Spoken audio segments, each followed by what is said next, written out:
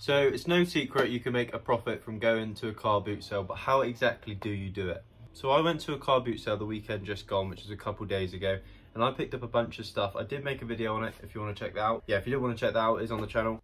I spent around £60 at the car boot sale, and the final sale price will be somewhere between £200 and £220, and I was there for about an hour. So you can see how there is a lot of money to be made in these car boot sales. If I really want to maximise this, I could have done a couple more laps and definitely picked up a few more bits.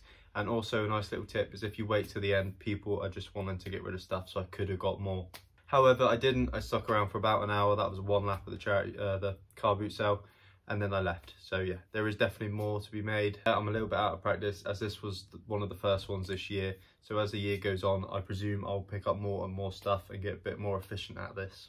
So that's enough of that. How do we actually go about making profit at these car boot sales? So what I'd suggest is if you're looking to do a car boot sale, I would not be on the selling side of the table. If you want to make money from a car boot sale, you need to be buying stuff. And then obviously once you buy it, take it home and sell it on places like eBay, Facebook Marketplace. So the majority of stuff at car boot sales will be super cheap. Obviously, it's people having clear outs for the most part that just want to get rid of stuff.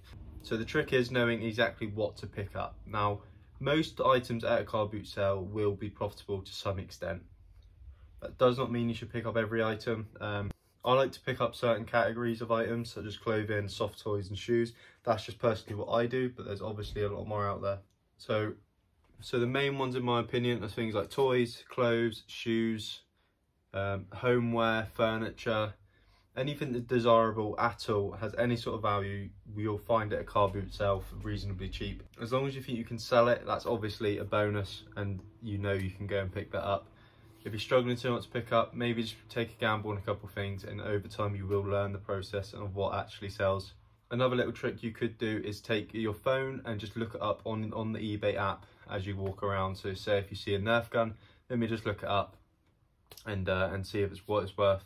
This is a really slow way of doing it, and you do want to grow out of this, because the more time you spend at one store, you're missing out on a bunch of others. So, but yeah, the more you go, the better you'll get, and the more efficient you'll get at picking up items. You'll know what sells, you'll know what doesn't, so you'll get better and better at this process.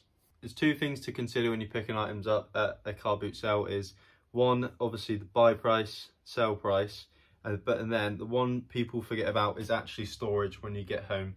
Now, it's all well and good picking up bulky toys if you can get them super cheap that sell, but if they have to sit around for a couple of months and you're doing it out of your bedroom, you're going to struggle. So that's why I recommend doing shoes and clothing, these sort of things. You can buy sort of Tupperware boxes that slide under your bed, and you can hide them when you're working out of a bedroom.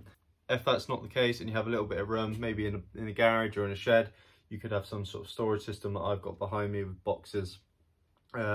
Another one is just buying big, like 80-litre tubs, like storage boxes, and just stacking them, that sort of thing, anything like that. But just be aware you will have to store your items maybe up to a couple of months, even up to a year sometimes. So you have to have someone to actually store it.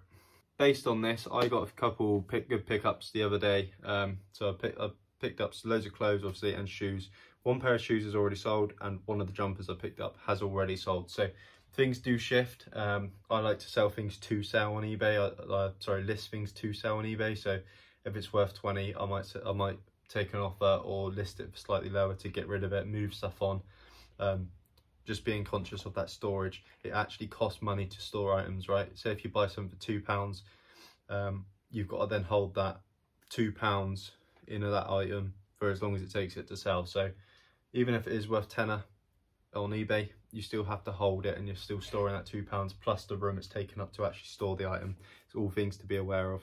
One tip is definitely to start small. The reason why starting from a bedroom under a bed is a really good idea is you have limited space, meaning you have to be really selective of what you pick up, which is a bonus. Especially when you start getting good and a bit more efficient at this, you'll want to pick up a lot of items. Try and just pick up the items you know you can make guaranteed profit on, that can sell within a week, 2 weeks. Especially at the beginning, you need that turnover. You need to regain those profits if you want to do this long term and scale it and grow it into maybe a full-time income eventually. Because there's no point in sitting on an item for 12 months, it doesn't sell, you run out of money to actually invest into more items, you lose interest, and then you've wasted that money. So definitely to start with, just start with lower ticketed items that will sell. definitely will sell within a week or two, so you know you can regain those profits. Also, don't be afraid to just sell things at a discount. So say if something's worth £20 on eBay, don't be afraid to sell it at 15 on eBay just to get rid of it and return that cash. It is worth it in the long term. It is worth recouping it and reinvesting it. If you did enjoy this video, make sure to like and subscribe, because we do videos like this quite often on the channel.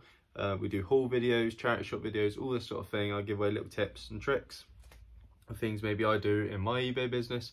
Hopefully it helps you guys. Every like and every subscriber is massively, massively appreciated. So if you do that, thank you very much. But until next time, see ya.